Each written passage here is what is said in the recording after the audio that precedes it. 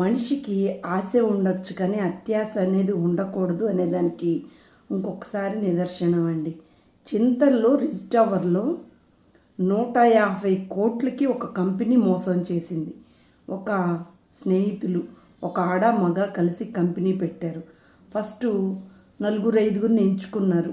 వాళ్ళకి కరెక్ట్గా టయానికి డబ్బులు ఇచ్చారు. లక్షకి 10 నెలల్లో లక్షకి 1,00,000 ఇస్తాను అని చెప్పారు. వాళ్ళు నమ్మారు, అలాగే తీసుకున్నారు. వాళ్ళ చుట్టుపక్కల ఉన్న స్నేహితుల్ని అందరినీ కూడా వాళ్ళు చేర్చారు స్కీమ్లో. మేము రియల్ ఎస్టేట్లోను షేర్ మార్కెట్లో పెట్టి మీకు ఈజీగా సంవత్సరానికి మేము 1,00,000 ఇస్తామని చెప్పారు. అది నమ్మి ఎక్కువ మంది ఆడవాళ్ళు వడ్డీకి డబ్బులు తెచ్చి ఇంట్లో ఉన్న బంగారం తాకట్టు పెట్టి, ఏముంది మనం సంవత్సరానికే వచ్చేస్తాయి కదా ఈజీగా, మనకు చాలా ఇంట్రెస్ట్ పడిద్ది కదా, మనకెంత గోల్డ్ పెడితే 80 పైసలే కదా అని చాలా లెక్కలేసి ప్రాక్టికల్గా మనం ఎవ్వరం ఆలోచించం కదండి. ఎలా 1,00,000 ఎలా ఎందుకు ఇస్తాడు అనేది ఎవరు ఆలోచించలేదు. అక్కడ ఓన్లీ 1,00,000 డబ్బులు అత్యాశ. ఒకప్పుడంటే మోసపోయారు చదువు రాని వాళ్ళు. ఇప్పుడు టీవీలో, యూట్యూబ్లో, న్యూస్లో రోజుకి లక్షల మంది ఇలా మోసపోయారు ఇలా చెప్తూనే ఉన్నారు. అయినా కానీ మోసం పోయే మనుషులు ఉన్నంతకాలం మోసం చేసే మనుషులు పుడుతూనే ఉంటారు.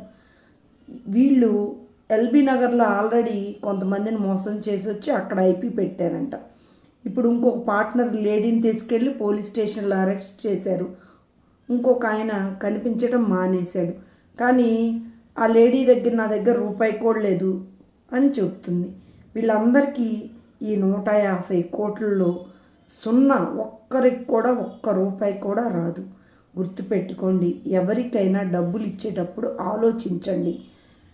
ఎవ్వరూ మనకు ఉత్తి పుణ్యానే రెట్టింపు డబ్బులు ఇచ్చి ఇవ్వరు. ఈ రోజుల్లో మన చేతికి నుంచి డబ్బులు వెళ్ళి పక్కన వాళ్ళకి వెళ్ళిన తర్వాత తిరిగి వస్తాయనే మాటే లేదు.